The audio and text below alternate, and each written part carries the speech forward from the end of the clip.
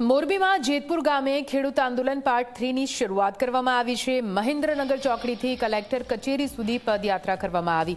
મોટી સંખ્યામાં ખેડૂતોની આ પદયાત્રા વેચપોલ વળતર માટે સરકારની નવી નીતિનો વિરોધ કરવામાં આવી રહ્યો છે। 300થી વધુ ગ્રામ પંચાયતના લેટર પેડ સાથે વિરોધ કરવામાં આવ્યો। મહિલાઓએ ગરબે રમીને કર્યો છે વીજપોલનો વિરોધ।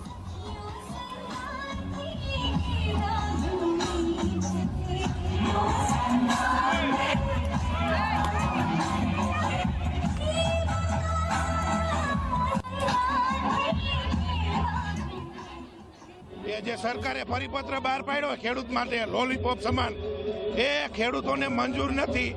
એના માટે આજે 25 થી 30 હજાર ખેડૂતો અહીંયા ભેગા થઈ અને કલેક્ટરને આવેદનપત્ર આપવાના છે કે અમને આ સરકારનો પરિપત્ર મંજૂર નથી।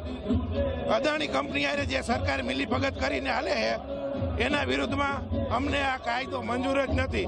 આ થાંભલા કોઈ કાઢે અમે નાખવા જ નથી દેવાના ખેતરમાં।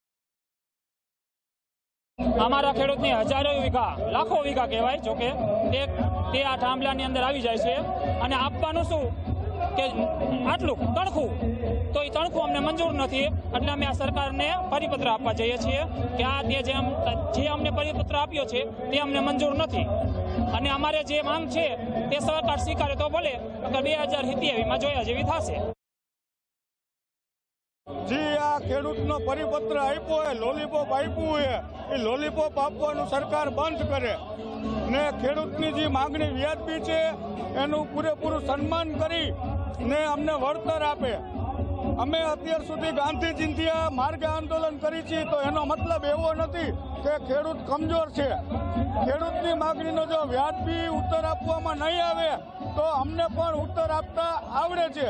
તો ખેડૂતની માગણીનો યોગ્ય નિકાલ કરવામાં આવે એટલી જ નમ્ર વિનંતી કરી છીએ અમે લોકો।